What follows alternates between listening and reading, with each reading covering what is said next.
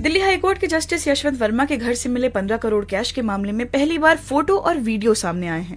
Video में नोटों के जले हुए बंडल दिखाई दे रहे हैं। दरअसल दिल्ली हाईकोर्ट के चीफ जस्टिस DK उपाध्याय ने इंटरनल इंक्वायरी के बाद सुप्रीम कोर्ट को 21 मार्च को रिपोर्ट सौंपी थी। 22 मार्च की देर रात सुप्रीम कोर्ट ने रिपोर्ट और 3 तस्वीरें सार्वजनिक कर दी, जिसमें 500 रुपए के जले हुए नोटों के बंडल दिखाई दे रहे हैं।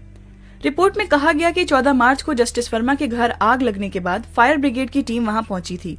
आग पर काबू पाने के बाद नोटों से भरी अधजली बोरियां मिली थीं। जस्टिस वर्मा का भी मामले पर बयान सामने आया है। उन्होंने कहा, मैंने और न मेरे परिवार के किसी सदस्य ने कभी उस स्टोर रूम में नकदी रखी। ये राशि मेरी नहीं है। घटना के दिन पत्नी और मैं भोपाल में थे। मेरी बेटी और वृद्ध माँ घर पर थी। मैं 15 मार्च की शाम पत्नी के साथ दिल्ली लौटा। मुझे फंसाने की साजिश हो रही है। दरअसल जस्टिस वर्मा के लुटियंस दिल्ली स्थित बंगले पर 14 मार्च को होली की रात आग लगने के बाद कैश बरामद हुआ था। दिल्ली के अग्निशमन विभाग के कर्मियों ने मौके पर पहुंचकर आग बुझाई थी। दैनिक भास्कर की रिपोर्ट।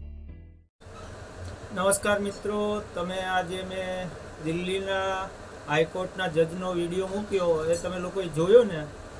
हवे हूँ कहेवा मांगीश कि આજે આખો દેશ ન્યાયપાલિકા ઉપર હાલતો હોય ત્યારે આજના જ પેપરના આંકડા હું તમને કહું કે આપણા દેશની અંદર 763 જજ છે હાઈકોર્ટના, તેમાંથી 49 જજે પોતાની સંપત્તિ જાહેર કરી। તો આ 763ની અંદર 49 જજે જાહેર કરી સંપત્તિ, તો બાકીના હવે કેટલા કરપ્શન કર્યું છે તો જાહેર નથી કરતા।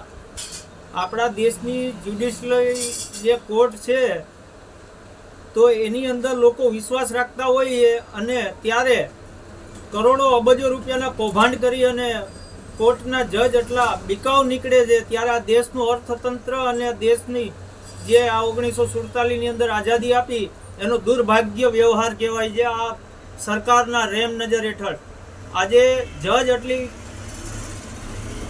કરોડોનું કૌભાંડ કરતા હોય જજ, તો આજે આજની સરકાર છે કેટલા કરોડોનું કૌભાંડ કરતી હશે, તમે વિચાર કરી શકો છો। જય હિન્દ, જય શ્રી સરદાર।